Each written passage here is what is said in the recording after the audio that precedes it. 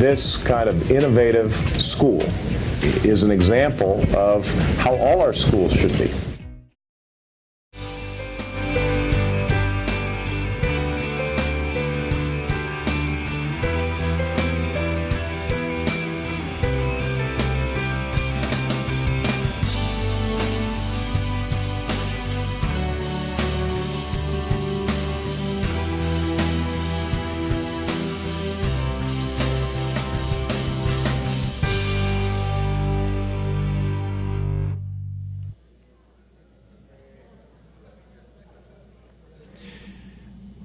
When we started looking nationally, we agreed with Superintendent Flanagan that we would assist him in this project of recruiting national operators.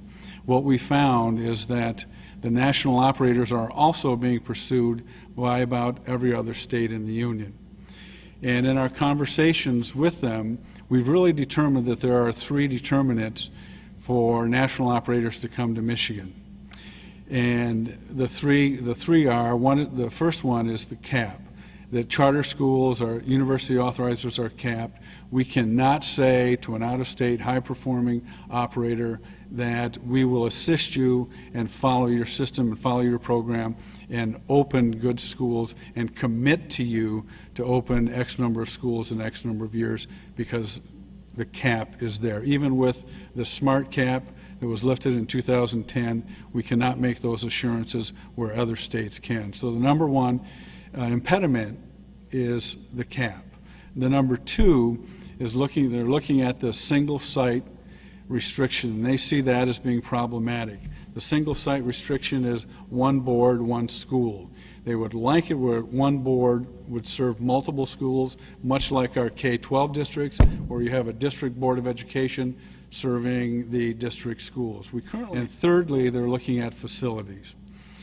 When a school district that's in declining enrollment, where they close schools or abandon schools, they would like an opportunity to take over those facilities, add a high-performing charter school operator to that community, add value to that community at something other than market value. So.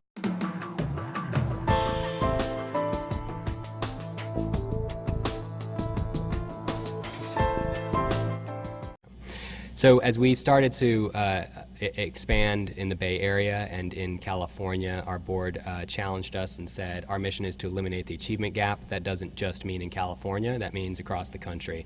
And so 18 months ago, we really embarked on a national expansion process and have since found ourselves in a handful of communities across the country and states, and wanted to share a little bit about our criteria for entering a particular state and city.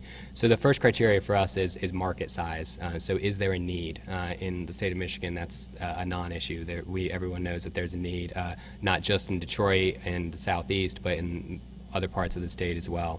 The second for us is, as Mr. Wood explained, is a charter cap. Are we going to be able to strategically come in and open as many schools as we can be successful at operating within a specific time frame? And so we seek initially to open 8 schools over a span of 4 years, which is 4,000 students across those 4 years. And our thinking there is twofold. One is we want to make an impact. We're going to be here for the long run. Open those schools against a performance contract. So we agree to open 1 school based on mutually agreed upon metrics. We would open 2, 3, and so on. It allows us not only to have an impact, but also to create a regional support team that can really focus on those 8 schools. It's really hard to have folks kind of at the district level, administrative level, if you will, focus on 1 school or 2 schools.